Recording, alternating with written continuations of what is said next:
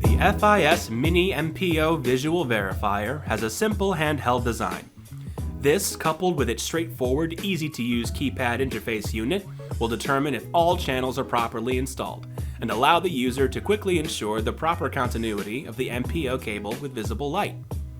With the push of a button on the keypad, the FIS Mini MPO Visual Fault Locator illuminates source A, channels 1 through 6, or source B, channels 7 through 12.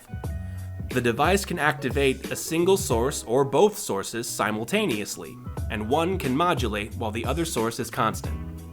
The Mini MPO Visual Verifier is configured to work best with 12-fiber MPO cables and female MPO PC connectors only. An adapter kit is required to test male pin-type MPO connectors. To purchase the FIS Mini MPO Visual Verifier, go to fiberinstrumentsales.com or contact your FIS representative at 1-800-500-0347.